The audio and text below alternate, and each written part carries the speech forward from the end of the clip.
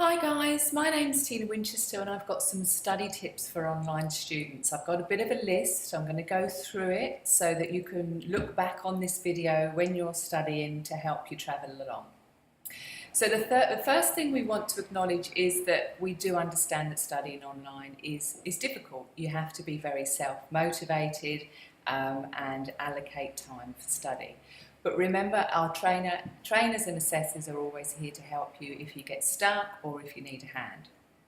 Now you can contact us either by telephone on 1300 943 438 or email Monday to Friday during business hours, and we work very hard to respond to emails and telephone calls. Now try and stick to your assessment due dates as closely as possible. It's important that you don't get a backlog of assessments and find that you've got 3 assessments due in 3 weeks, because you'll miss your due dates and then you'll find that you've got a backup of work. If you can't hit your due date for some reason, just give us a call and we can talk about extension requests. We're happy to work around you. Now I do suggest that you print your due dates out and put them on the fridge or somewhere that you can glance and see when your assessments are due, so that it doesn't pass you by. Now, telephone and Skype tutoring is available.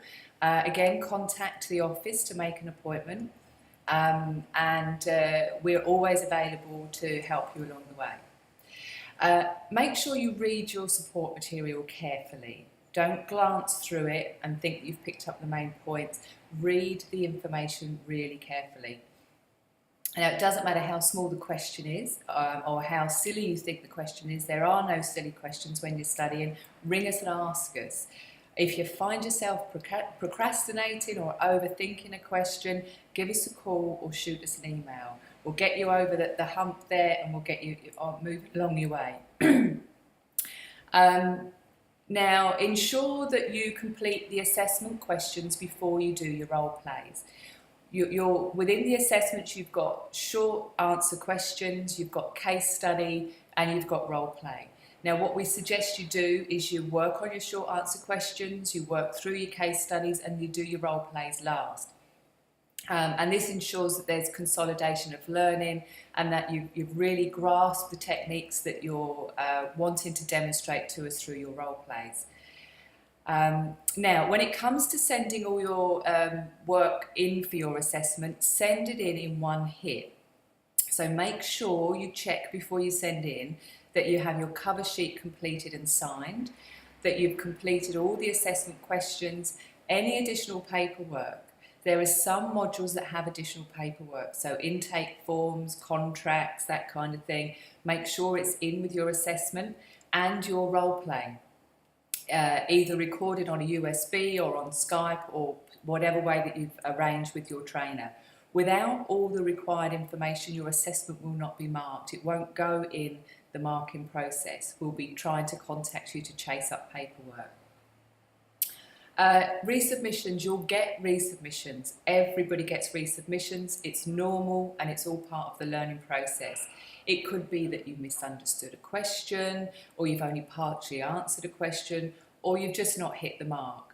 But we'll give you prompts on your assessment log to help you answer the question fully and properly. We might say something like elaborate a little bit more, have a look at this page in your learner's guide. It's our job to help tutor you through the things you don't know. You have 3 chances to resubmit on each question. That's plenty with the right support. So when working on your assessments, ensure that you read the questions fully to answer the questions fully, and keep your answers simple. We know you're smart, we know you've got experience, and we know you know a lot of things, but we have to be very strict with the criteria of marking to make sure that you're answering the question that's been asked. Take it one question at a time. Don't try and focus on the big picture. Break your study down into small, manageable chunks and plan your study time and stick to it.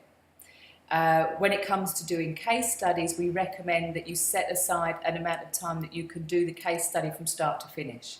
That way it flows, and stopping and starting sometimes can be quite difficult with a case study.